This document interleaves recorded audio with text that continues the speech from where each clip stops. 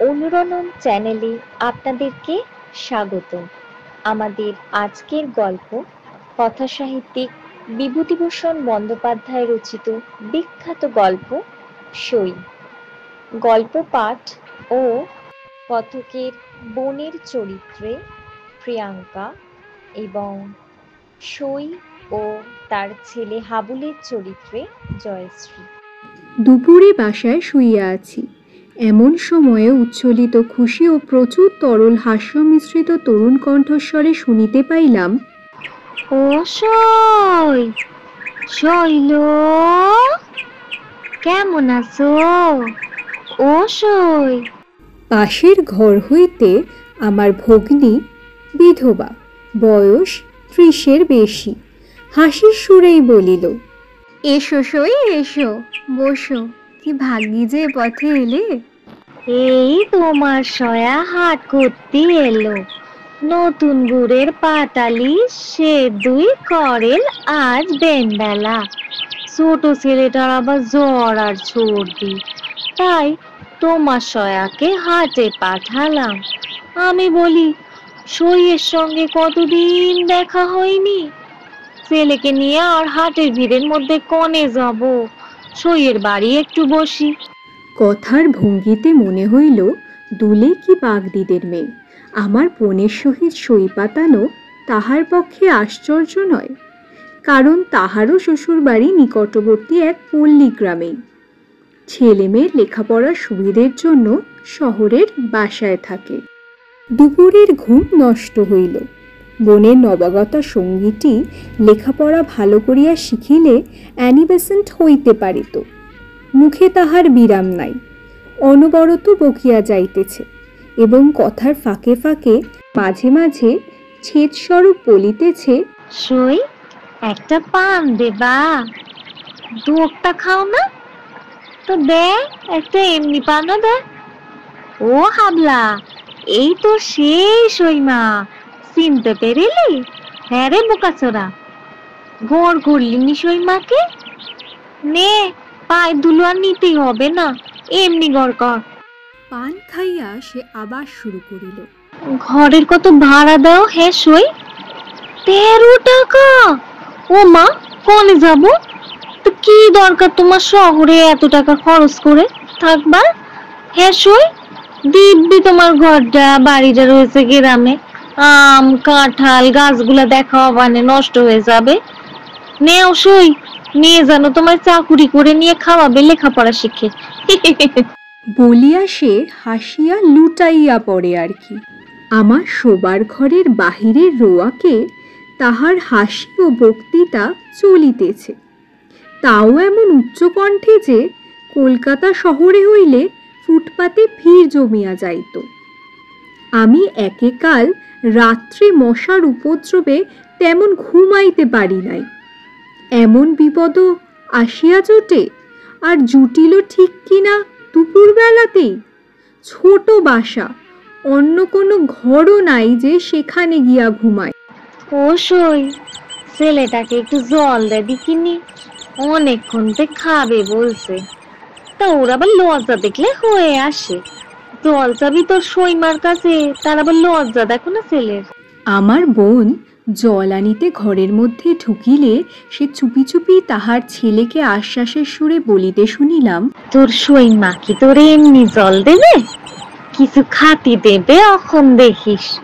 দেখি, পেটটা পড়ে রয়েছে।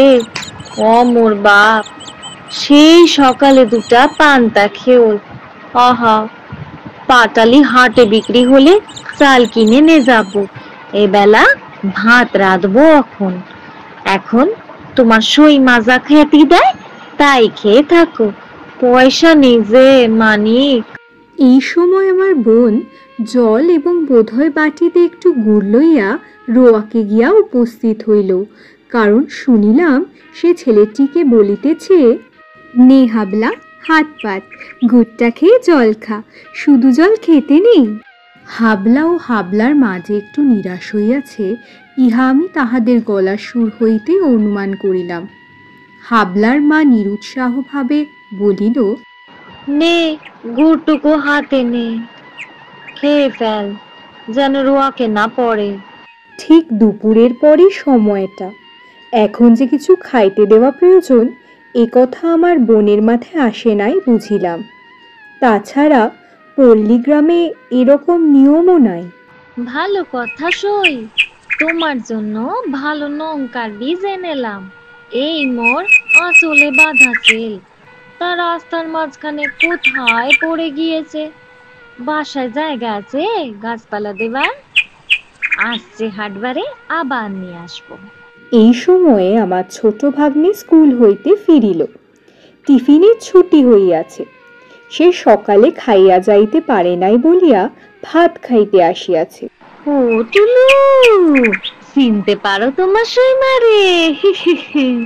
ও মা, ছেলেরই মধ্যে কত বড় হয়ে গিয়েছে মাথায়। গায়েটা কি জামা, বেশ জামাটা। আমার ভাগিনেও এই বয়সে একটু চালবাজ। গ্রাম হইতে আগত এই সইমাকে দেখিয়া সে যে খুব খুশি হইয়া উঠিয়াছে এমন কোনো লক্ষণ তাহার ব্যবহারে প্রকাশ পাইল না। তাহার সইমা বলিল, বেশ জামাটা টুলুর গায়ে। টুলুর আর কোনো ঘেরা কাটা জামা টামা নেই? হ্যাঁ সই, ছেলেটা এই শীতে আদুর গায়ে থাকে। তোমার সয়া এবার অসুখে পড়ে গাছ কাটতে পারেনি। মোটে 10টা গাছে যা রস হয় তাই জাল দিয়ে সের আড়াই পাটালি হয়। হাটরা হাটে পাটালির দর নেই, তার উপর 100 পয়সা 8 পয়সা সে।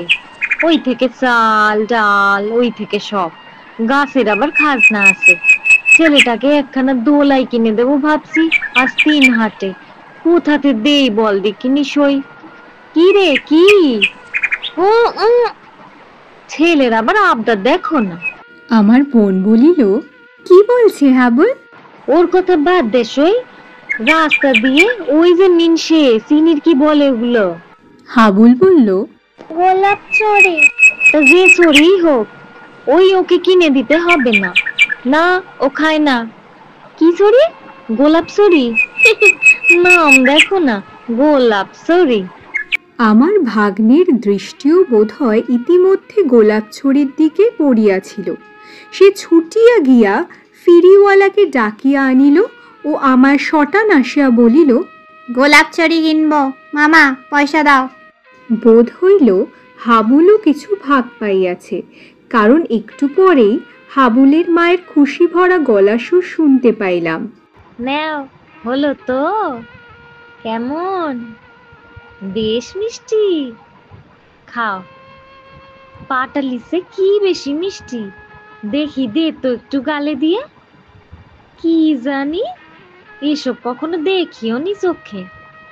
একটু পরে টুলুকে ভাত দিতে তাহার মা রান্নাঘরে চলিয়া গেল। সেই সময় শুনিলাম হাবুল নাকি সুরে বলিতেছে, না মা, আর তোমারে দিব না। আমি তবে কি খাবো? হাবুলের মা তাহার সইকে আর পাইল না, কারণ ছেলেকে খাওয়াইয়া স্কুলে পাঠাইয়া দিয়া নিজের ঘরের মধ্যে বিছানায় শুইয়া পড়িয়াছে। অনুপস্থিত সইয়ের উদ্দেশ্যে হাবুলের মা আপন মনে অনেক গল্প করিয়া গেল। খানিক পরে শুনিলাম বলিতেছে, ও সই, কনে গেলে? ঘুমোলে নাকি? মোরে আর একটা পান দেবা না? বেলা 3টা বাজিয়াছে।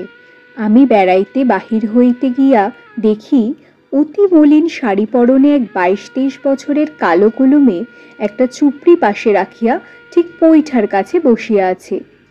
তার ছেলেটিও কাছে বসিয়া তখনও গোলাপ ছড়ি চুষিতেছে। আমাকে দেখিয়া মেয়েটি থতমত খাইয়া মাথায় ঘোমটা তুলিয়া দিল। দুপুরের বিশ্রামের ব্যাঘাত হওয়ায় মনটা বিরক্ত ছিল।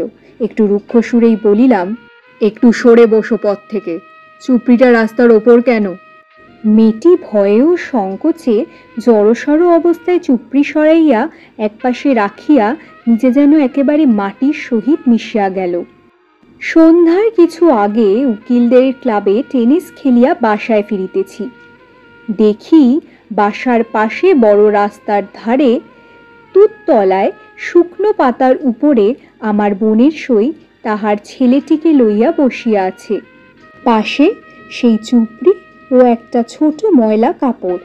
সন্ধ্যা হইবার দেরি নাই।